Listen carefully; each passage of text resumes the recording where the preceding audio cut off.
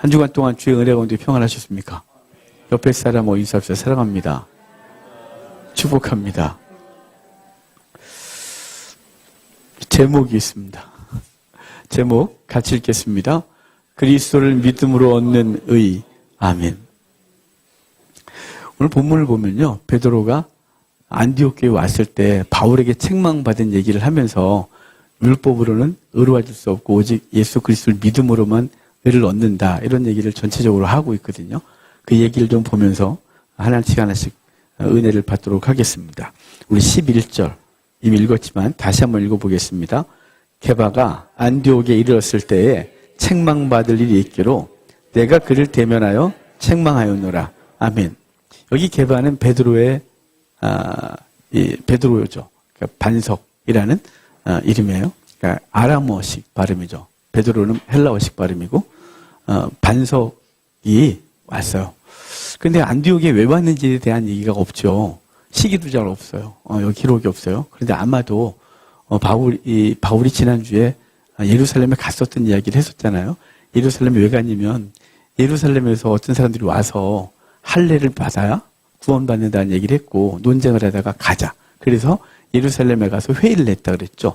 그래서 예루살렘 공의회를 했어요. 그래서 오직 믿음으로만 의를 얻는다. 그리고 이방인들에게 이렇게 살도록 하자라는 것을 했는데, 그리고 이제 베드로와 바나바가 올라와서 안디옥에서 가르치고 있었거든요. 아마 그때쯤 어느 시점에 베드로가 안디옥에 왔다고 보여져요. 이방인 교회가 얼마나 부흥하고 있는지 구경하고 싶지 않았을까요? 그들은 예루살렘이 중심이었고 예루살렘 교회가 다였는데 이방인 지역의 교회가 부흥하고 있고 거기서 이방인 지역에서 그리스도인이라는 이름이 처음으로 생기고 안디옥 교회에서 선교사를 얼마 있으면 파송하고 있잖아요. 그러니까 베드로는 안디옥 교회에 와봤던 거죠. 근데 안디옥 교회에 와서 당연히 안디옥 교회는 이방인 중심의 교회였으니까 식탁 교제를 하는데 이방인과 밥을 먹겠죠. 유대인들은 레위기에 보면 이방인과 음식을 함께 못 먹게 돼 있어요. 왜냐하면 그들은 정결 규례 때문에 부정한 사람과 옥기수 스치면 안 됐고 심지어는 그 집에 들어가지도 않았어요. 음식을 먹는 건 당연히 안 되는 거죠. 식탁 교제가 굉장히 중요한 거잖아요. 식탁을 함께 앉았다 이 말은 그 형제고 가족이란 걸 의미해요. 그러니까 하나님의 식탁에 우리가 있는 거죠. 어찌됐거나 지금 본문을 보면 베드로가 안디옥에 와서 식사를 하는데 이방인들과 함께 식사를 했던 적이 있는 거예요. 근데 거기 말하는 거 보니까 책망받을 일이 있기로 내가 그를 대하여 책망했다 그래요. 여기 책망받을 일이 있다 이 단어가 유죄, 죄가 있다는 거죠. 베드로의 어떤 행동이 죄가 있어서 바울이 책망했대요. 이 또 뒤에 책망은 다른 단어거든요. 이 단어는 어떤 거냐면 대항했다, 대적했다 이런 뜻이에요. 그러니까 베드로가 복음에서 무너지는 걸 보고 바울이 그냥 대충 넘어간 게 아니라 대항하고 대적할 정도로 세게 나갔다는 거죠. 왜 그럴까요? 바울은요, 복음에 목숨 건 사람이거든요. 복음이 요만큼이라도 오염되는 걸 참을 수가 없는 거예요. 그건 감당할 수가 없는 거죠.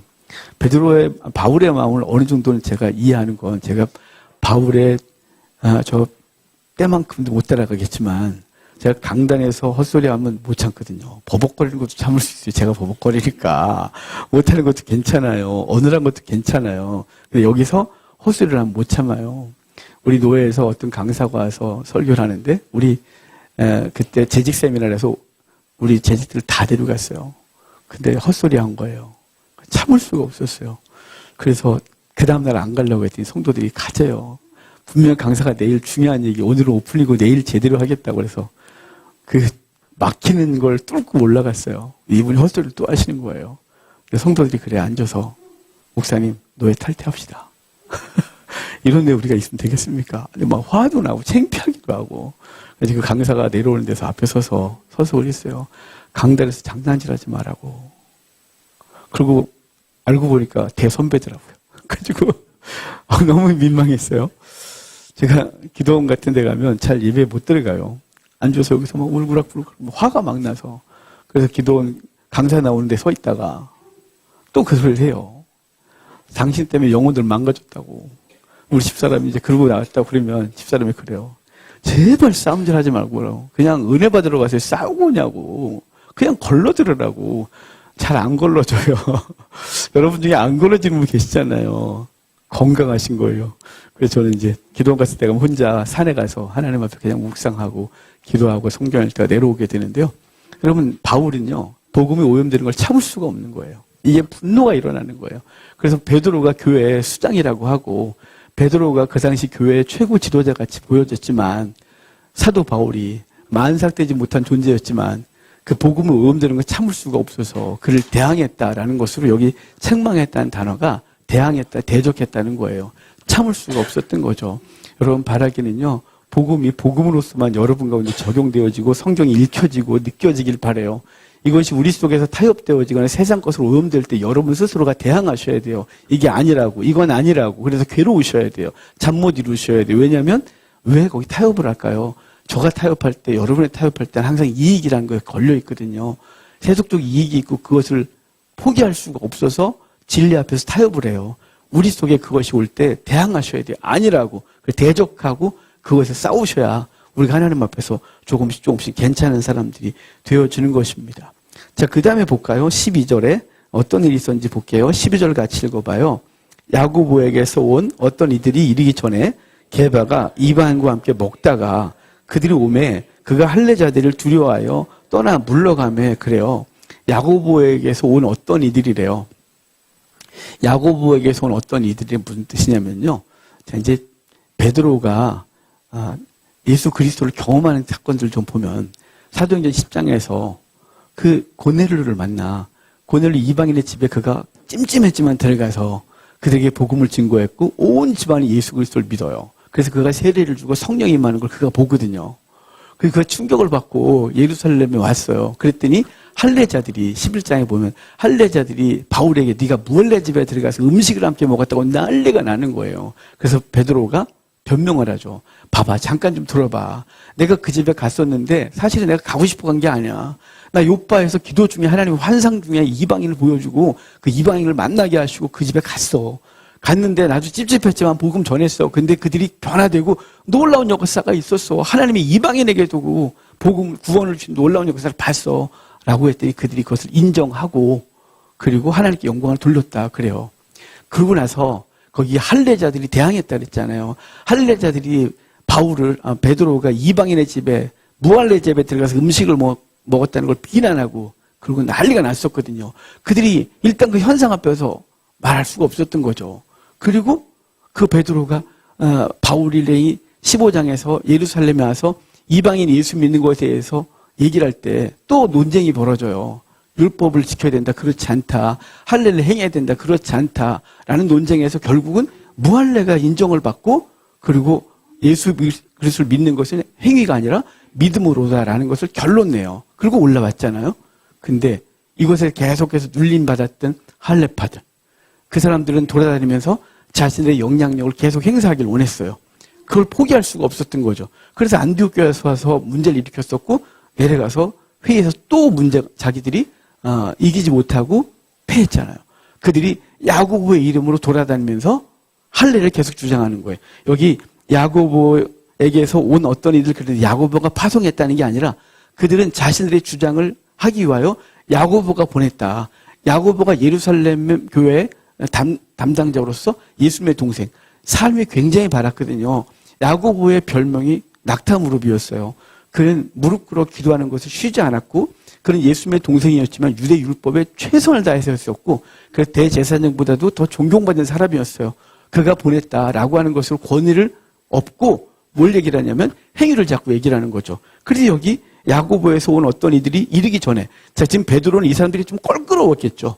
베드로 입장에서는 같이 예루살렘에서 얘기를 할 때 이들은 늘 율법을 주장했고 할례를 주장했는데 베드로는 아니야 믿음이야 라고 할 때 베드로도 유대인으로서 그것을 과감하게 포기하기가 그랬었고 예수 그리스도를 믿음으로 구원을 얻었지만 율법이 갖고 있는 역할들 이게 본성에 배어 있었고 삶으로 배어 있던 유대인들이라서 이걸 포기하기 쉽지가 않았죠. 근데 거기서 맨날 눈치 보던 사람들이었는데 그들이 쑥 올라오니까 지금 이방인과 함께 밥을 맛있게 먹고 있었는데 맛있어요. 어쩜 이 안디옥에 이렇게 맛있는 음식이 있어요. 이렇게 막 행복해하고 있는데 그들이 쑥 들어오니까 베드로가 놀라갖고 도망갔어요.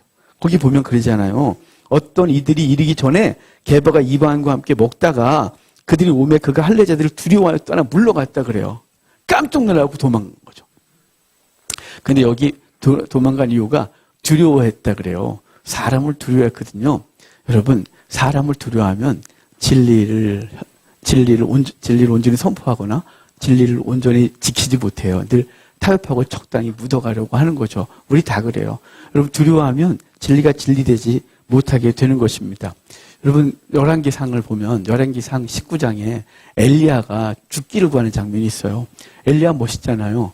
오죽 엘리야가 멋있으면 선지자들의 대표가 엘리야였고 야고보도 말하기를 엘리야는 우리가 성전에 같은 사람이라고 말할 정도로 엘리야는 대단한 사람이에요. 근데 그 대단한 사람도 절망할 때가 있었어요. 갈멜산에서 영적 전투를 벌이고 바알 선자들 다 죽이고 기도하여 비를 내리고 아합 앞에서 달려가면서 그 길을 예비했던 그 엘리야. 엄청난 사람. 그 사람이 이세벨에 죽여버릴 거야라는 말 한마디에 겁을 먹고 도망와요. 그래서 사환을 부엘세바에 남겨두고 더 광야로 내려가서 사람이 못 사는 광야까지 가서 로뎀나무 아래서 죽기를 구하잖아요. 그때 죽기를 구할 때 왜 엘리야가 이렇게 무너졌는지를 얘기할 때 이래요. 그가 상황을 보고 목숨을 위하여 라고 해요. 상황이 보이고 목숨을 생각하면 죽기를 구하는 거예요. 상황을 보고 목숨을 생각하면요, 진리에 타협을 해요.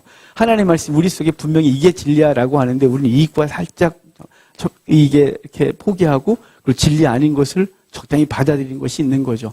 사도 바울이 절대 그럴 수가 없는 거죠. 근데 베드로는 본성적으로 갑자기 그 사건 앞에서 늘 불편했던 그 사람들이 쑥 들어오면서 겁먹고 확 나가버렸어요. 두려워요. 나갔다 그러는 거죠.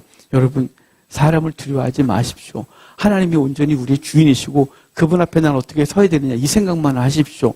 사람에게 인기를 끌려고 하면 타협하게 되고요. 이익을 보면 그 상황을 보면 진리를 약간 뒤 내려놓게 되고 타협하게 되는 우리의 모습이 있는 것입니다. 하나님 앞에서 이 사람을 두려워하고 세상을 두려워하는 본성을 내려놓고 오직 주의 말씀만이 우리를 주장하게 하는 귀한 은혜가 있기를 주의 이름으로 축복합니다. 우리 그 다음에 좀 볼까요? 13절 같이 읽어봐요. 남은 유대인들도 그와 같이 외식함으로 바나바도 그들의 외식에 유혹되었느니라. 아멘. 자, 지금 베드로가 그러고 나니까 남은 유대인이란 베드로가 올라올 때 혼자 왔겠어요? 같이 왔겠지? 그래서 그들과 함께 음식을 먹는데 베드로가 쑥 나가니까 함께 음식을 먹던 나머지 유대인들도 유대교 기독교인인 거죠. 예루살렘에서 함께 왔을 때 쑥 같이 따라 나가고 거기다가 안디옥 교회 실제적인 지도자였던 바나바가 놀라갖고 따라 나갔대요. 자, 그러니까 베드로 한 사람의 영향력이 사람들에게 엄청난 파급 효과가 있었어요. 그 사람이 진리를 못 지키니까 나머지들도 훅 나가는 거죠. 근데 앞에 사람이 진리를 타협하지 않으려고 목숨을 걸면 따라갔던 사람들이 저것이 진리지라고 해서 가게 되는 거예요. 우리는 왜 믿음의 선진들을 공부하나요? 우리 대한민국 교회 아주 훌륭하신 믿음의 사람들이 있잖아요. 주기철 목사님, 손영원 목사님 등등. 왜 그분들의 삶을 보나요? 그분들이 타협하지 않았고 그 믿음을 지키고 진리에 섰기 때문에 우리도 그분들의 길을 따라가는 거죠. 그분 보면서 그래 저게 진리야 라고 하는 것이잖아요. 여러분 바라기는요. 여러분이 앞에 선자들이라는 사실 늘 기억하셔야 돼요. 가장이면 가장으로서 그리고 믿음의 가정이 우리 남편이 아니고 나다 그러면 그분이 그리고 그 믿음 앞에 서셔야 돼요. 그래서 그것을 보고 따라가게 해야 되는 거죠. 나는 안 하는데 너는 해 라고 하면 안 되잖아요. 난 늘 진리에 타협하고 비복음적인 삶을 살면서 넌 복음적인 삶을 살아. 넌 성도의 삶을 살아야지 라고 하면 절대로 먹히지 않아요. 그래서 우리 자녀들은 우리의 소리가 아니라 우리 등을 보고 배운다 그러잖아요. 성도의 삶도 마찬가지예요. 여러분 저와 여러분이 진리 가운데 선 것을 보고 우리와 함께하는 사람들이 저게 진리구나 라고 따라오는 거예요. 누군가가 여러분의 영향력을 받고 신앙생활을 하고 있다는 건 너무 감사하고 그리고 괜찮은 신앙생활을 하고 있다고 말하셔도 돼요. 근데 늘 깨어 있어야 되죠. 왜냐하면 너무 무서운 존재거든요. 그래서 누구든지 선생이 되지 말아요. 선생된 자가 먼저 심판받을 줄 알라고 하는 건 무슨 뜻일까요? 앞에 선자가 바르지 않으면 그걸 따라가는 사람들이 무너진다는 거죠. 그래서 제가 그랬잖아요. 세상에 이렇게 무너진 건 교회가 무너진 것이고 교회가 무너진 건 목사들이 무너졌기 때문이라고. 왜냐하면 목사들이 바른 진리 선포하고 진리 가운데 삶을 살면 성도들이 저게 진리구나 저렇게 사는 게 바르구나 라고 따라올 텐데 우리도 세상과 타협하고 돈이 좋고 명예가 좋고 이러고 있으니 성도들 당연히 기복주의 설교에 오염되어지고 세상과 타협하는 것이 그냥 그렇게 사는 것이 지혜로운 줄 알아. 그렇게 살고 그것이 간증되어지고 잘된 것이 간증되어지는 이상한 세대는 우리 살고 있는 거예요. 진리에 타협하지 않았다가 망한 거 간증해야죠. 진리 가운데 섰다가 난 이렇게 망했어요. 하지만 그래도 하나님을 인정하세요. 이런 게 간증거리가 되어야 되는 거 아닐까요? 우리 한국 교회는 이미 너무 오염돼서 어디서부터 회복돼야 될지 모르겠는 거예요. 제가 그래서 하나님 앞에 이렇게 기도해요. 주여 나를 가루로 만드소서, 우리 한국교회를 가루로 만드소서. 그래서 다시 빚어주십시오. 다시 빚어주셔서 하나님 앞에 새롭게 되게 하여 주시옵소서 이렇게 기도해요. 왜냐하면 적당히 고쳐서는 되지가 않는 상태이기 때문에 그래요. 여러분, 하나님은 왜 예루살렘을 부셨어야 될까요? 바벨론에 의해 예루살렘 성전이 완전히 초토화되어야 했을까요? 그 땅에 사는 사람 한 명도 남지 않게 됐을까요? 가난하고 빈곤한 사람들 남겨뒀거든요. 그 땅에서 농사 짓고 살고 세금 내라고. 그런데 반란이 일어남으로 느부갓네살이 싹 죽여버려요. 남은 사람이 하나도 없게 해요. 유다 땅에 남은 자가 없게 하신 거예요. 진짜 없게 한 거예요. 그리고 70년 동안 비워놓게 하셨어요. 왜 그럴까요? 적당히 고쳐서는 쓸 수가 없었기 때문에 그래요. 다 부셔야 됐기 때문에 그래요. 도리에 돌 하나 남지 않게 만드셔야 됐어요. 성도 한 사람 한 사람 그냥 놔뒀다가 그 오염이 계속 계속 영향을 주니까 그들도 가서 그들 속에는 녹을, 죄를 끄집어내지 않으면 새롭게 될 수 없었기 때문에 그래요. 그래서 지금 한국 교회는요, 부서져야 되고 가루가 되질 않으면 새로워질 수가 없어요. 그렇게 여러분 각오하셔야 돼요. 부서질 각오, 가루가 될 각오 되어야 하죠. 그래서 여러분, 우리는 진리 가운데 앞으로 계속 달려가야 되고, 그래서 히브리서 저자는 우리한테 이렇게 말해요. 뒤로 물러갈 자가 아니고 앞으로 전진하는 게 우리 신앙이라고. 그리고 나아가서 이렇게 말하죠. 예수 그리스도가 우리의 죄를 짊어지고 영문 밖에 나가 죽었다고 하시면서 우리도 그의 치욕을 짊어지고 영문 밖으로 나아가는 거라고요. 그 치욕이 뭔가요? 복음의 진리. 이거 짊어지고 영문 밖으로 나가서 죽으라고 하는 게 히브리서 저자의 말씀이에요. 여러분, 그러므로 우리가 하나님 앞에서 그렇게 사는 성도 되기를 주의 이름으로 축복합니다. 앞에 선 사람이라고 생각하거든. 나를 누군가가 지켜보고 있다고 믿거든. 내 자녀가 나에게 영향을 받고 있다고 믿거든. 타협하지 마십시오. 왜냐하면 그 영향력이 그는 더 죽이기 때문에 그래요. 우리는 진리를 조금은 알잖아요. 그래서 뭐가 바른지를 알아요. 타협을 했을 뿐이지 뒤에는요, 진리가 뭔지도 몰라고 그게 진리인 줄 알고 따라오다가 함께 망하는 거예요. 지는 그래도 이게 아니야라고 벗어나지만 뒤따라온 사람은 죽는 거예요. 제가 예전에 자전거를 친구들하고 잘 열심히 탈 때가 있었거든요. 제가 이렇게 다 갈고 온 적이 있잖아요. 제가 그 친구들하고 가는데 그 친구가 열심히 자전거를 잘 타요. 운동을 잘하는 친구라서 백석대 교수하는 친구가 막 가서 그 친구를 뒤 따라가야 되니까 바람의 저항을 좀 덜 맞겠다고 바싹 따라갔어요. 그 친구가 딱 터냈는데요. 옆에 요만한 팅이 있었어요. 얘는 이걸 이렇게 지나갔는데 제가 그걸 못 봤죠. 당연히 저는 이렇게 비스듬히 넘어가다가 자빠져갖고 다 갈았어요. 왜냐면 그놈이 알려줬어야 될 거 아니에요. 미리, 야, 천천히 와! 야, 여기 턱이 있어! 이렇게 알려줬는데 그 치만 넘어가고 저는 다 갈고 왔어요. 여러분, 앞에 선 사람이 바른 길을 가지 않으면 뒷사람은 안 보여요. 앞사람 뒤통수만 봤거든요. 바라기는요, 여러분의 신앙생활 똑바로 하십시오. 진리 가운데 서십시오. 여러분의 신앙의 롤모델 되고 자녀의 롤모델 되고, 그래서 우리의 삶이 하나님 앞에 진리 가운데 서야 따라오는 사람들이 그렇구나, 저게 진리구나 라고 하는 거예요. 과거의 실수들이 어떡하겠어요. 이제 하나님 앞에서 오늘부터라도 진리 가운데 서고 타협하지 않고 바르게 살려고 몸부림을 치는 성도가 되셔야 우리가 하나님 앞에 교회를 세우고, 그리고 우리들을 따라온 우리 자녀 세대가 하나님의 나라를 온전히 세우게 되는 것인 줄 믿으시기를 바랍니다. 자, 우리 그 다음 좀 볼까요? 14절 봐요. 14절 읽겠습니다. 그러므로 나는 그들이 복음의 진리를 따라 바르게 행하지 아니함을 보고 모든 자 앞에서 개바에게 이르되 내가 유대인으로서 이방인을 따르고 유대인답게 살지 아니하면서 어찌하여 억지로 이방인을 유대인답게 살게 하려느냐 하였노라. 아멘. 자, 지금 베드로가 이렇게 하고 나니까 영향을 많은 사람 받고 남은 유대인들도 도망 나가고 바나바도 도망 나가는 걸 보고 바울이 당황스럽겠죠. 바울의 표정이 보이세요? 이것들이 뭐 하는 짓거리야? 이러면서 베드로, 그 바울의 강팍함이 드러나기 시작하는 거예요. 그래서 그 바울의 강팍함이 거기 그러므로 나는 그들이 복음의 진리를 따라 바르게 행하지 않으면 보고 모든 자 앞에서래요. 공개적으로 와, 이런 거죠. 베드로 씨, 이리 와 보세요. 유다, 저기, 나머지 오세요. 베드로 사도님도 안 해요. 오라고. 왜냐면 더 이상 부르기 쉽지 않겠죠. 오라고. 서라고. 그래서 아마 공개적으로 나무랬던 것 같아요. 뭐 하는 짓이냐고.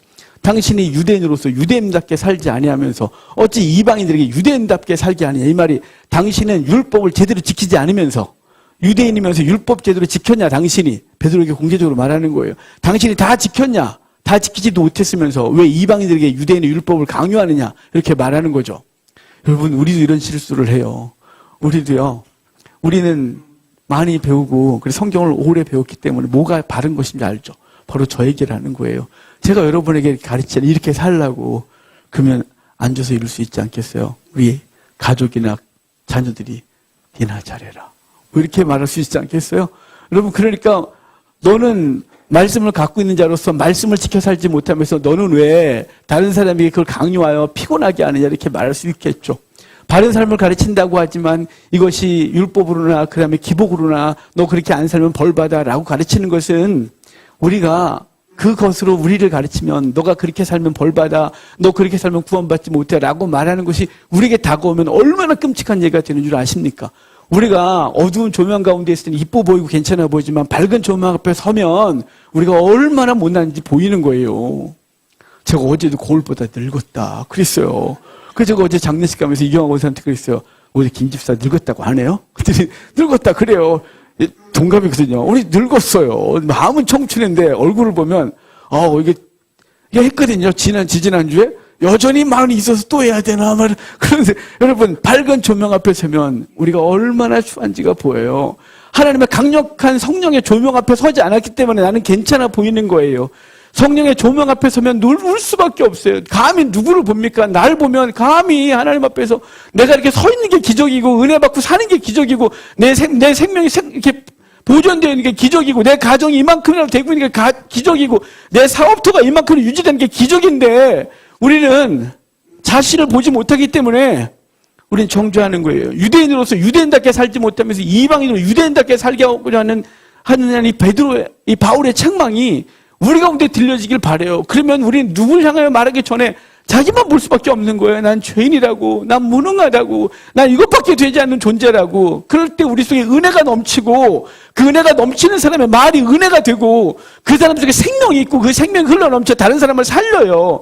그런데 자기 속에 주의 말씀이 있는데 은혜가 없으면 강팍해지고요. 이 강팍해 말은 이 표현과 말은 사람을 죽이고요. 생명을 살리는 것이 아니라 건조하게 만드는 일이 벌어지는 거예요. 그러니까 먼저 우리 속에 하나님의 은혜가 있기를 바라요.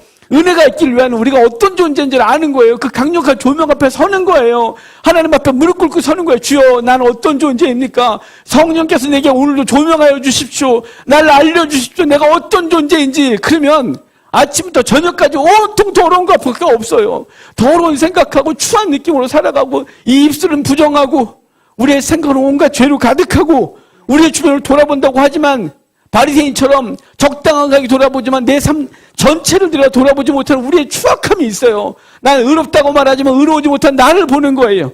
그러니까 이 베드로에게 한 말, 유대인들에게 하는 말, 너희들은 유대인으로서 유대인답게 살지 못하면서 너희는 어찌 이방인에게 유대인답게 살게 하느냐. 이 말은 거룩한 삶을 가르치지 말아가 아니에요. 거룩한 삶에 대해서 알려주지 말라는 게 아니라 그것은 당연히 알려줘야 되죠. 하지만 그 방식이 뭐예요? 정죄하고 기복으로 말하고 이렇게 하지 말라는 거예요. 너 그렇게 살면 복받지 못해. 너 이렇게 사니까 이런 거야 라고가 아니라 그렇게 살아도 인생은 늘 고난이에요. 죽을 때까지 환난이 없는 사람이 없어요.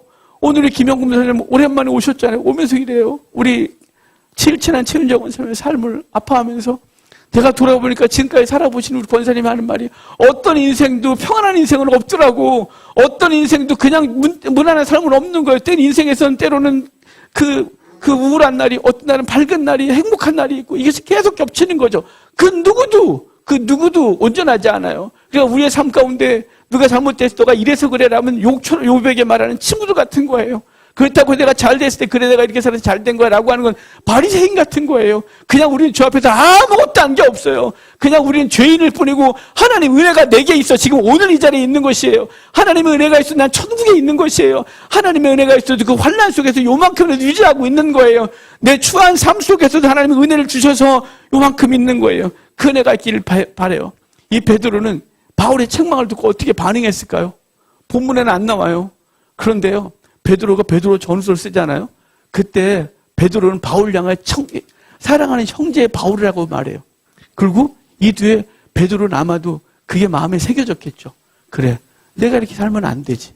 진리가 내 삶을 주장해야 되지. 진리는 이성이 있는데 삶은 예전에 가 있는 거죠. 유대교 율법을 따라 살아가는 자신을 보면서 자신이 어떤 존재인지를 부끄러워하면서 알았겠죠. 베드로는요, 성장형 성도예요. 성장형 성도는요, 완성되질 않았지만 계속 만들어져 가는 거죠. 베드로 실수가 얼마나 많아요. 베드로 때문에 우리 위로받아야 돼요. 아브라함 때문에 위로받아야 되고요. 자주 넘어지잖아요. 베드로가 정말 제자들 중에서 가장 앞에 서갖고 열심히 사람이었지만 예수님이 3년 반을 가르치고 그때 나 예루살렘에서 죽어야 돼 그랬더니 베드로가 그러잖아요. 안 된다고. 그럴 수 없습니다. 사단은 너희들로 물러가라 그래요. 그 직전에 주는 그리스도시요 살아계신 하나님의 아들이라고 말해놓고 아주 그냥 조속으로 바뀌었어요.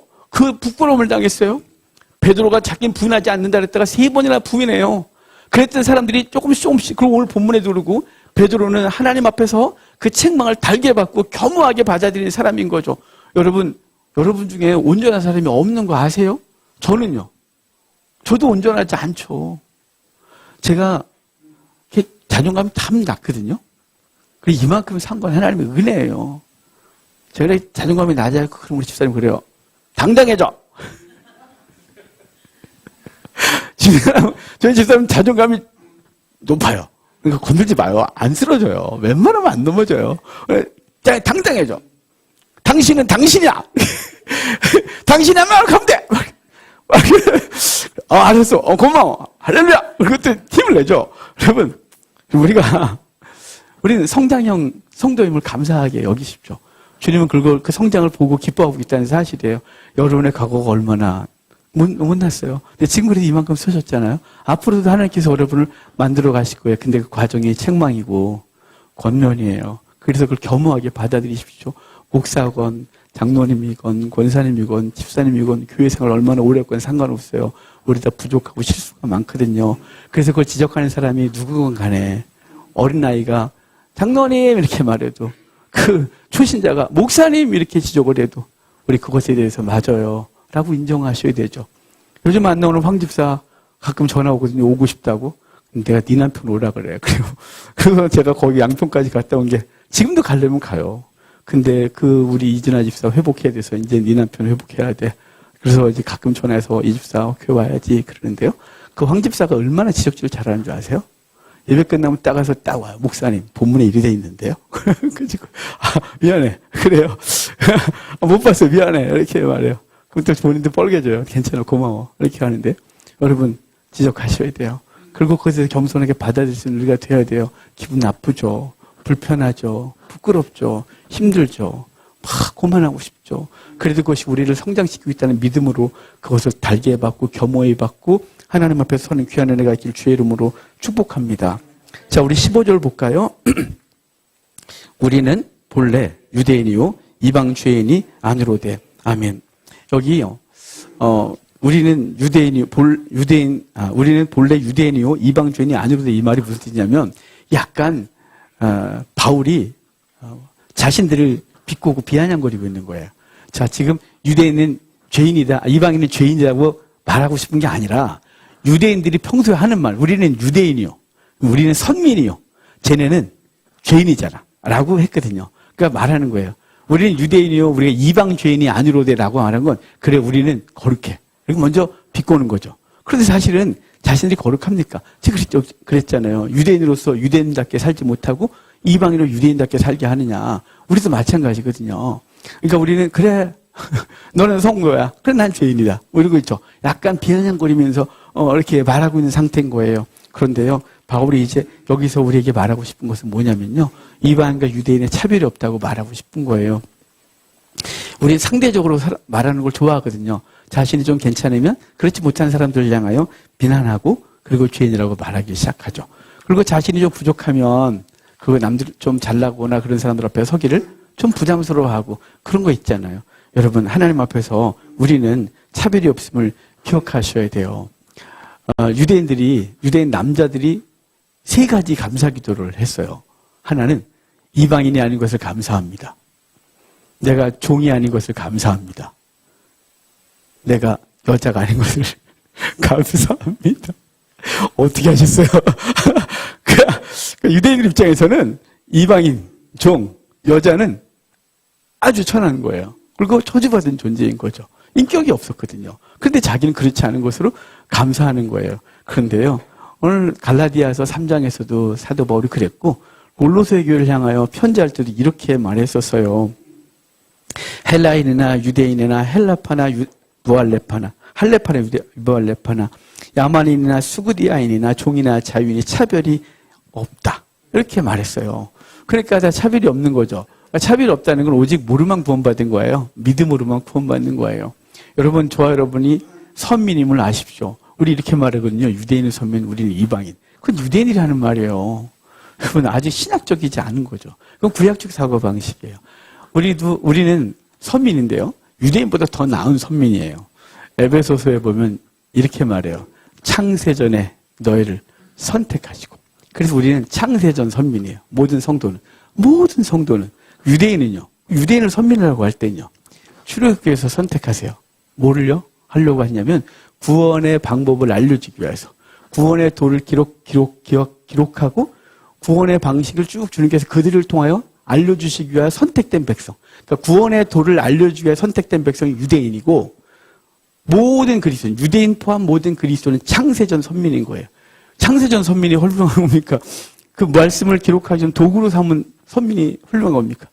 유대인들은 자신들을 그렇게 선민이라고 갖고 살았고, 우리를 이방이라고 그래요. 지금도 이스라엘 저희가 성지답사를 가면 그 유대인들은 자신들이 선민 사상에 꽉 차 있어요. 그 지역을 다 돌아다니면, 그래서 거기 자주 가면요, 어떤 느낌이냐면 기분이 무지 상해요. 너무 상해요.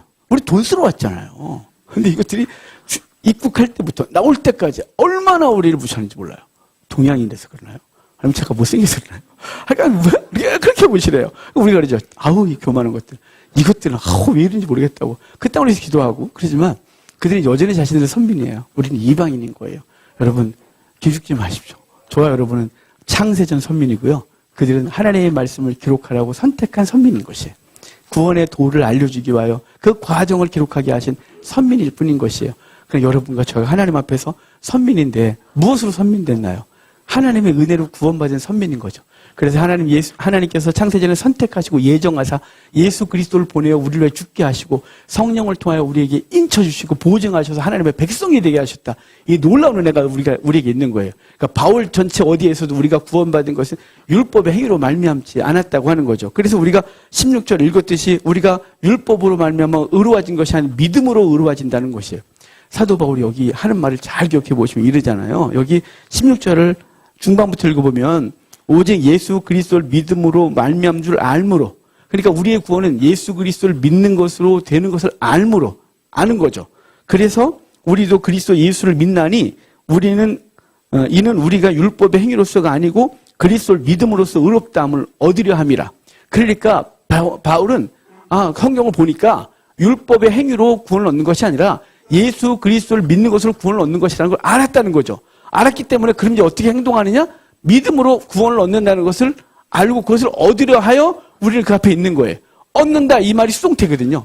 그러니까 자기가 구원을 만드는 게 아니에요. 내가 율법을 지켜서 의를 완성해서 의가 완성된 게 아니라 우리는 행한 게 하나도 없는데 이 의는 수동적으로 얻으려 함이라 얻었다는 거죠. 왜요? 율법이 아니라 오직 예수 그리스도를 믿음으로 구원을 얻는다는 것을 알았기 때문에 그것을 얻으려고 율법이 아니라 믿음으로 나가고 있다는 거예요. 율법을 지키는 것이 중요하지만 도덕과 율법으로 그리고 하나님의 영광을 위하여 율법을 지키는 게 중요하지만 영광을 위하여선 하지만 구원은 율법을 지켜서가 아니라 믿음으로 얻는다는 것을 알았으므로 그래서 자기는 그것을 얻기 위하여 믿음으로 가고 있다는 거예요. 율법의 행위를 강요하거나 가르치지 아니하고 오직 믿음만 얘기하고 있다는 거죠. 여러분, 오해하지 말아야 될 것은 늘 믿음으로 의를 얻었다고 하면 삶이 망가집니까? 전 그런 사람을 본 적이 없습니다. 예수 그리스도를 온전히 만나면 그리스도 온전히 인격적 교제가 이루어지면 억지로가 아니라 자발적으로 주를 위해 죽여요. 자발적으로 주를 위해 죽는 존재가 되는 거예요. 제가 사역자들한테 그러거든요. 제발 기복주의 가르치지 말라고. 제발 이렇게 해야 이렇게 복받는다고 가르치지 말라고. 그게 복음을 망가뜨리고 있고 왜 그렇게 가르치지 않을까? 그래야 성도들이 신앙생활 잘한대요. 제가 그랬어요. 사기라고 그거는. 당신들은 어떻게 해서 하나님의 앞에 사역자가 되고 헌신했냐고 물으면 은혜를 받았대요. 주님께서 주신 은혜가 너무 크대요. 아니 왜 당신들은 가능하고 당신들이 섬기고 있는 성도들은 그게 불가능하다고 생각하냐고. 내가 보기엔 그들이 훨씬 경건하고 훨씬 똑똑하고 훨씬 깨끗한데 그들에게 바른 복음을 가르치면 예수 그리스도와 만나면 어떤 사람이 될 줄 아는데 당신들을 그렇게 해놓고 왜 당신들이 가르치는 건 율법을 가르치고 행위를 가르치고 종교를 가르쳐서 그들로 하여금 종교의 노예가 되게 하냐고. 자율적이지 못하고 자발적으로 하나님 섬기지 못하고 기쁨 없는 신앙생활하게 하냐고. 여러분 우리가요 이미 주를 만나서 헌신하는 사람들은 주의 사랑 때문에 기꺼이 이 삶을 살아가는 거예요. 기꺼이 영문 밖으로 십자가 지고 나아가는 거예요. 죽음의 자리 두려워하지 않고 그래 내 삶 다 망가져도 복음 하나가 진리 하나가 선다면 이 진리 때문에 누군가 살릴 수 있다면 내 삶이 무너져 그리스도가 드러날 수만 있다면 기꺼이 내 삶을 무너뜨려 그리스도를 드러내겠다고 말하는 것이 저와 여러분의 삶인 줄을 아시길 바랍니다. 예수 그리스도를 믿음으로 구원 얻는 것입니다. 이건 우리가 수도 없이 해도 부족함이 없죠. 이 하나님의 의는 적극적이고 강력한 의가 주어진 거예요. 이 말이 무슨 얘기냐면요. 우리가 받은 의는 주님께서 소극적으로 착하게 살면 받을 수 있는 거야. 라고 한 게 아니란 말이에요. 적극적이고 강력한 의란 하나님께서 아들을 내어보내시는 적극적인 행동이에요. 여러분, 독생자 예수 그리스도를 보내셨다고 하는 게 그냥 이성으로는 여기는 안 오십니까? 어느 날 그 말씀을 묵상하더니 심장이 뛰지 않습니까? 엉엉 눈물이 나지 않습니까? 어떻게 그 아들을 보낼 수 있나? 어떻게 그 귀한 아들을 죽음의 대로 내볼 수 있나? 여러분 생각되지 않아요? 여러분 우리 아들놈이 저번 주에 휴가 나왔었잖아요. 전방 지원했대요. GOP, GP. 그래서 GOP, GP 가본 적이 없어서 군을 제대했지만 이게 정확하게 GP는 뭐지? 보니까 GP는 휴전선 안쪽에 들어가서 근무하는 거더라고요. GOP는 휴전선 바로 밑에서 하는 거고 이놈 미쳤나 그랬어요. 그 왜 들어가니? 그랬더니 3달을 근무하면 3일 휴가를 더 준대요. GP에서 근무하면 6일을 더 준대요. 미쳤나 이게 그랬어요. 왜냐면 거기는 지뢰 밟아 죽을 수도 있고 소총이 날라와 죽을 수도 있고 그러니까 대한민국 남자 당연히 군대 가야 되지. 그런데 갑자기 거기 간다니까 마음이 이상한 거예요. 이놈이 없으면 어떻게 살지 내가. 이런 생각이 들고 여러분 이해가 되십니까? 그 아들을 어떻게 죽음을 자리에 내보내요? 하나님 아버지가 그 아들을 그 죄인 그러니까 의로운 사람을 위해 죽는 것도 쉽지 않은데 그 죄인의 죄를 뒤집어 쓰고 죽음의 자리로 내어보내신 적극적인 하나님의 사랑 그리고 성령의 강력한 역사 우리 속에 있는 거예요. 거부하고 싫어하고 그분의 통치를 거부하는 우리 속에 그분의 강력한 역사로 들어오셔서 우리에게 주신 의 그것이 하나님의 의 주입된 의가 하나님 앞에 서는 놀라운 공로가 된다는 사실을 기억하셔야 돼요. 이 의는 관계적인 놀라운 것을 회복하는데 하나님과 우리가 깨어졌던 관계가 있잖아요. 아담의 범죄로 깨어졌었어요. 인간이 하나님의 출애굽기에서 피 뿌려 언약해요. 하나님의 백성 된다고 했는데 범죄하면 깨어지는 거예요. 그래서 하나님께서 그 관계를 회복하기 위해서 성막을 만드시고 제사제도 만들어 짐승의 피를 흘려 깨어졌던 관계를 회복하셨어요. 그러니까 의는 관계 회복인 거죠. 하나님께서 주신 의는 관계 회복인 거예요. 예수 그리스도가 하나님과 우리 사이에 깨어졌던 관계를 그가 죽음으로 그 피를 우리에게 뿌려 그 피로 말미암아 관계가 회복된 거 그것이 의예요. 여러분 관계가 회복되는 게 얼마나 놀라운 일인 줄 아시죠? 그럼 부부싸움 해보셨잖아요. 오늘 이상한 얘기 자꾸 안 해요. 부부싸움 하면 이거 회복하는 게 너무 힘들어요. 그래서 안 해요. 이거 싸움 회복하는 게 더 힘들어요. 막 이게 무슨 말부터 시작해야 되지? 어떻게 옆으로 접근해야 되지? 이게 좋을 것 같아요. 안 싸우는 게 진짜 편해요. 근데 여러분 이 관계 회복은요 뭐로 되는 거라고요? 이 관계가 깨어진 걸 회복하는 게 우리의 능력으로 되는 게 아니에요. 예수 그리스도가 그 피를 흘려 하나님과 관계가 회복된 거예요. 이게 의. 그러니까 저와 여러분이 하나님의 의가 있는 거예요. 믿음으로 얻은 의. 이 의는 하나님 앞에 우리를 세우시고 하나님과 우리가 관계가 깨어졌던 걸 회복하셔서 하나님과 친밀한 교제를 하게 된 거죠. 하나님은 아빠, 아버지라 부르게 한 거예요. 하나님은 우리를 아들이라 부르시고 아버지는 아들을 책임지고 아들은 아버지를 믿고 이 땅을 살아가는 그 관계가 온전해진 것. 그것이 하나님께 주신 의. 이건 율법으로 말미암아 얻어진 것이 아니라 예수 그리스도를 믿음으로 얻어든 의. 이 얻다 이 말이 2번이나 반복되는 이게 수동태예요. 내가 만든 게 아니에요. 하나님 주신 의. 이것이 공급되어짐으로 하나님 앞에 온전히 섰음을 기억하시길 바랍니다. 우리의 자기가 자기 의로 자기를 옳다 인정하는 자는 복이 있는 것이 아니라 하나님께서 우리를 옳다 인정해야 복이 있는 거예요. 우리가 자기가 행한 의 가지고 그래 난 옳아, 이거는 하나님 앞에서 온전치 않고 그 의는 불완전하고, 왜냐하면 자기가 기준이잖아요. 요만큼 의를 하면 그래 난 옳아, 이게 아니라 자기가 자기를 옳다 하는 것이 아니라 하나님께서 그를 옳다 하는 자가 복이 있다 이렇게 말하는 거예요. 칭의인 거죠. 칭의. 하나님께서 우리를 옳다 하셨다는 사실을 기억하고 그게 복 있는 것이에요. 비록 우리가 무너지고 자주 쓰러지고 우리 심리적인 것들이 불안정하고 그래서 늘 넘어지고 있지만 하나님께서 우리를 옳다 인정하시는 거죠. 그때도 옳다, 넘어져도 옳다, 실수해도 옳다 하신 하나님의 옳다 하심 우리 가운데 있는 거예요. 왜냐하면 우리 행위의 근거한 단 한 번도 없어요. 오직 하나님의 사랑과 예수 그리스도의 은혜의 근거예요. 우리를 옳다 하신 것이에요. 성령이 우리 가운데 거하시기 때문에 그 성령 때문에 인쳐주시고 보증하시고 옳다 하신 거예요. 그 옳다 하신 자가 복이 있다는 사실을 기억하시고 이 한 주간도 담대하십시오. 사단의 참소가 너 같은 것이 무슨 기도래 라고 해도 괜찮아 라고 하십시오. 사단의 참소가 너 같은 놈이 무슨 하나님의 백성이라고 해도 괜찮아 라고 하십시오. 우리의 부끄러운 삶이 우리를 자꾸 책망하고 다리를 붙들거든 노라고 하십시오. 왜냐하면 하나님의 의가 우리 가운데 이미 있고 우리 하늘에 안친 바가 돼서 하나님의 백성으로 관계가 형성됐다는 사실 그 하나 믿고 이 한 주간 담대하게 살아가십시오. 세상에서 성도답게 진리 붙들고 타협하지 않고 사는 저와 여러분 되길 주의 이름으로 축복합니다. 우리 성찬합시다. 우리 찬송가 322장 찬송합시다. 찬송가 322장입니다.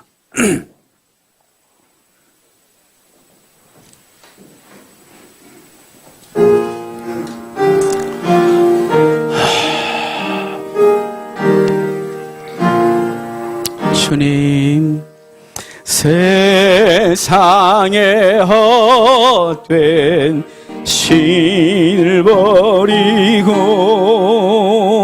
하나님 이름 높여 기리세 온 천하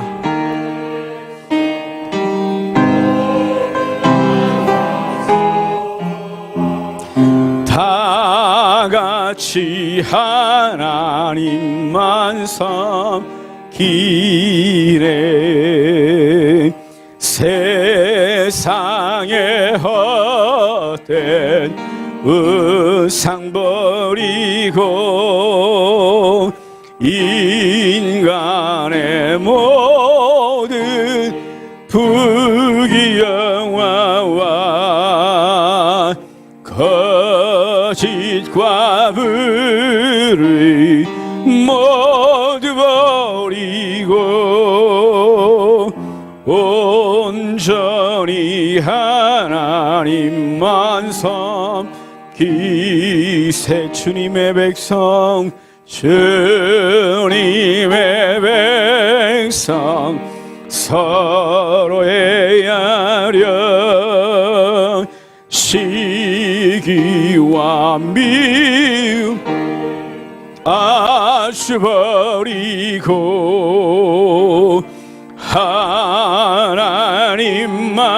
하나님만을 홀로 섬기는 천국을 어서 이루어 주소서.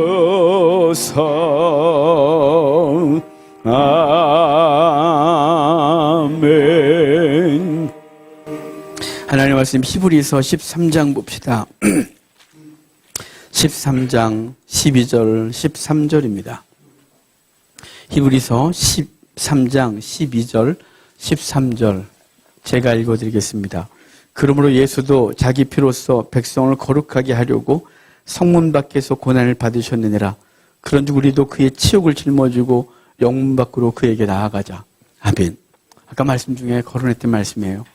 예수님께서는 저와 여러분의 죄를 담당하시고 사하시기 위하여 기꺼이 십자가 지고 성문 밖에서 죽으셨습니다. 이것은 구약의 제사 제도를 우리에게 보여줘요.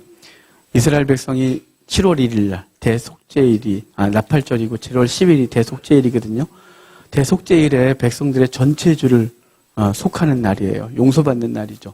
먼저 대제사장을 위해서 숫송아지 한 마리를 끌고 오고 백성들의 죄를 위하여 염소 2마리를 끌고 와요. 그 중에 염소 중에 한 마리는 백성들의 죄를 위하여 죽거든요. 그러니까 숫송아지는 대제사장의 죄를 위하여 짊어지고 죽고, 염소는 백성들의 죄, 전체 백성들의 죄를 짊어지고 죽어요. 피는 제단에 뿌리고 제성소에 들어가서 언약궤에 뿌리지만 그 제물은 태울 수가 없어요. 너무 더러워서. 대제사장의 죄는 백성들 전체를 대표해서 더럽고, 백성들 전체는 똑같이 백성들 전체의 죄가 너무 더러워서 제단에 태울 수가 없는 거예요. 나머지 제물들은 다 제단에 태우거든요. 그 제물은 향기로운 예물에 따라서 하나님 받으셔요. 이 두 가지는 더러워서 안 받아요. 그래서 진 바깥에가 태우게 되거든요. 예수님이 그 취급당하신 거예요. 예수님이 성 안에서 죽지 않고 성 바깥에 가서 대속죄일 날 제물이 되어 죽으셨대요. 그 은혜를 입은 우리들은 이제 그리스도의 십자가, 복음 짊어지고 영문 밖으로 나가 우리도 죽자, 이렇게 히브리서 저자는 말하고 있어요. 여러분의 삶의 자리에 돌아가서 죽으셔야 돼요. 삶에서 여러분이 살아나셔서 여러분의 삶은 살아나지 않는 거죠. 우리의 가정 공동체, 우리의 삶의 공동체는 늘 죽어있는 이유는 내가 안 죽어서 그래요. 나는 살고 너는 죽어라니까요. 그런데 예수님이 우리를 죽으신 것 그거 가지고 내가 죽으십시오. 가정에서 죽으십시오. 죽으시면 놀라운 일이 벌어질 거예요. 하늘이 미랄이 그냥 있으면 하늘 그대로 있지만 미랄이 죽으면 많은 열매를 맺는다고 하셨어요. 여러분 그냥 머리로만 다고 오십니까? 예수 그리스도가 죽으셨으니 난 생명이야, 이것은 끝나셨습니까? 이제 우리가 미랄로 죽어야 되죠. 영문 밖으로 십자가 지고 가십시오. 영문 밖은 교회 바뀌고, 여러분의 집이 영문 바뀌고, 여러분의 사업터가 영문 바뀌고, 여러분이 만나야 될 사람이 영문 바뀌어요. 그곳에 십자가 지고 복음 붙들고 와서 죽으십시오. 죽으면 그 속에서 생명이 살아나게 될 것입니다. 그 놀라운 은혜를 보는 복이 저와 여러분 가운데 있기를 주의 이름으로 축복합니다. 성찬을 합시다. 주님께서 6월절에 이스라엘 백성들에게 무교병을 제정하셨습니다. 무교병을 만들 때 규례가 있어요. 첫 번째, 누룩을 넣지 않습니다. 누룩을 넣지 않는 건 예수 그리스도가 죄가 없음을 상징해요. 이 떡을 만들 때 거뭇거뭇하게 만들게 돼 있어요. 이 거뭇거뭇하게 만든 건 예수님이 화려하게 이 땅에 오시지 아니하고 낮고 천한 자리에서 앉고 천한 사람의 삶을 사셨던 걸 말해요. 그리고 구멍을 많이 뚫게 되어 있어요. 이것은 예수님께서 십자가에서 박히시고 옆구리 찔린 걸 의미해요. 이것을 먹을 때 주인이 손님에게, 가장이 자녀, 가족에게 나눠준다 그랬잖아요. 이것은 예수님이 사단에게 찢긴 거나 진 것이 아니라 그분 스스로 저와 여러분의 당신의 몸을 찢어주신 것을 의미해요.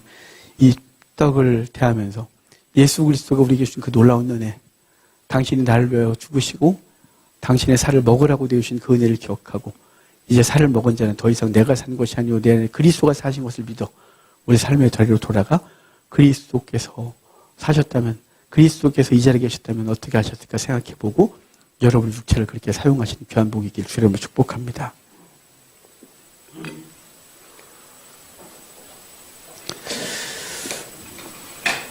우리 떡을 듭시다. 떡을 들고 하나님 앞에 잠깐 기도합시다. 주님, 이제 내 몸이 내 것이 아니라 주의 것이라고 말씀해 주셨습니다. 내가 그동안 원했던 삶을 위해 내 육체를 사용했습니다. 때로는 쾌락에, 때로는 방종에, 때로는 원치 않는 삶의 자리에. 이제는 그렇지 않겠습니다. 주님께서 원하시는 삶, 그 삶 살겠습니다. 라고 주님께 잠시 기도하도록 하겠습니다. 기도합시다. 하나님, 우리를 불쌍히 여겨 주십시오. 내 몸 내 것인 줄 알고 살았습니다. 내 몸 내 것인 줄 알아. 내가 즐거워하는 것, 내가 좋아하는 것, 나의 쾌락을 위하여 드렸습니다. 내 몸이 하나님의 성전인 것을 잊고 죄졌습니다. 주님 불쌍히 여겨 주십시오. 이제 내 육체를 내가 주관하지 아니하고 주께서 주관하신 걸 믿고 우리의 삶의 자리로 돌아가 내 육체를 죽여 내 삶을 희생하여 기꺼이 손해보고 살려내는 귀한 은혜가 있게 하옵소서. 우리를 붙들어 주십시오. 주의 은혜 가운데 기도하는 주의 백성들마다 그 삶으로 돌아가 그 공동체를 살려내는 복이 있게 하소서. 내가 죽어 살려내게 하소서. 우리가 죽어 그 삶의 자리를 살려내게 하소서. 십자가 지고 영문 밖으로 나가게 하소서. 지옥의 삶을 기꺼이 감당하게 하소서. 하나님 은혜를 베풀어 주시고 그렇게 기도하는 주의 백성들마다 한량 은혜를 쏟아부어 주옵소서. 함께하여 주소서. 함께하여 주소서. 생명 살리게 하소서. 하나님 감사합니다. 여전히 삶으로 돌아가면 우린 내 몸 내 것이라고 생각하여 내가 원하는 대로 살고 내가 즐거운 대로 내 육체를 즐기고 있습니다. 고린도전서에서 바울은 우리의 몸이 하나님의 성전이라고 분명히 말했는데 이 성전된 육체를 가지고 죄진 데만 사용합니다. 주님 불쌍히 여겨주시고 이제 이 육체가 생명을 살리는 일에 쓰임받게 하소서. 육체가 힘들어도 고난을 당해도 그리고 육체는 후패하여도 우리 삶의 자리로 돌아가 생명을 살리는 일에 삶을 기꺼이 드리게 하소서. 이렇게 다짐하고 소원하는 주의 백성들마다 그리고 삶의 자리에서 살려야 될 것이 지금 생각난 그 자리와 사람들마다 살려내는 은혜가 있게 하옵소서. 감사합니다. 예수님의 이름으로 기도합니다. 아멘. 주님의 몸입니다.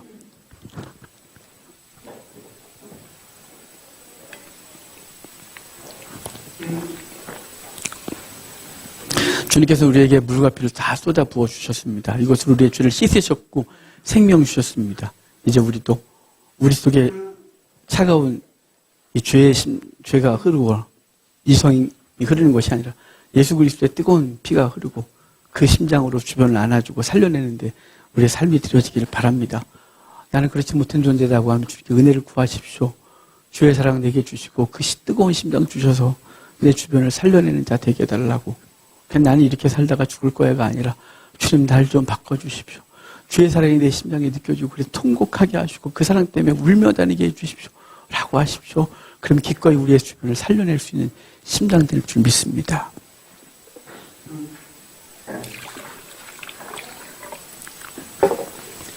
우리 잔을 듭시다. 이렇게 기도합시다.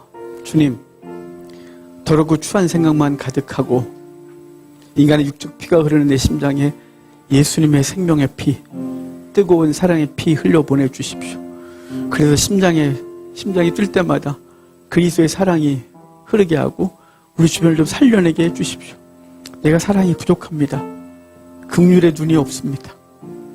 하나님 나를 불쌍히 여기셔서 하나님이 나를 향한 그 사랑 때문에 아들을 보내시고 기꺼이 아들을 내어주시는 예수님 나 때문에 죽으시는 성령님은 더러운 내 안에 거하시는 그 은혜 내게 깨닫게 하시고 심장으로 느껴 나도 그렇게 살게 해달라고. 그리고 돌아가 내 가족들 내 주변 살리게 해달라고 잠깐 기도하겠습니다. 기도합시다. 하나님 감사합니다. 당신의 귀하신 은혜를 주셔서 당신의 백성들이 주 앞에서 있게 하시고 하나님의 거룩한 일들을 감당하게 하시고 감사합니다. 하나님 은혜를 도와줘서 하나님 우리의 차가워진 심장을 뜨겁게 하여 주십시오. 이성으로 냉랭해져 있는 우리의 신앙이 주의 사랑으로 심장이 뛰는 감정적 신앙으로 되게 도와주십시오. 이성에 근거하여 감정이 넘치게 하시고 그래서 우리가 하는 곳마다 생명 없는 소리, 생명 없는 성경 이야기가 들려지는 것이 아니라 심장이 뜨거운 사랑의 말씀이 들려지고 그 삶을 통해 그리스도를 만나는 놀라운 은혜가 있게 하여 주십시오. 그래서 우리의 삶의 자리를 살려내게 하소서. 그 자리를 살려내게 하소서. 그래서 생명이 우리 가정에 우리 주변에 넘치게 하여 주십시오. 감사합니다. 하나님 감사합니다. 우리는 언제부터인가 가슴은 냉랭해졌습니다. 말씀을 많이 들어 영적 이성은 가득하지만 그것이 심장을 움직이지 못합니다. 언제부턴가 냉랭해져서 생명 없는 하나님의 말씀을 전하고 있는지 아닌지 돌아보게 하시고 우리의 심장이 뜨거워지게 해주십시오. 그래서 죄를 보신 하나님의 사랑이 우리에게도 있게 하시고 그 영혼 끌어안고 그 영혼 사랑하고 그 사랑하는 것 때문에 기꺼이 내 삶을 드리기를 주저하지 않는 우리가 되도록 해주시기를 간절히 소원합니다. 주님 우리 가정과 우리 삶의 자리 무너져 있습니다. 죽어 있습니다. 주님 우리를 보내셔서 살려주십시오. 기꺼이 그래서 우리의 몸과 영혼과 삶을 온전히 드리게 해주십시오. 감사합니다. 예수님의 이름으로 기도합니다. 아멘. 주님의 피입니다.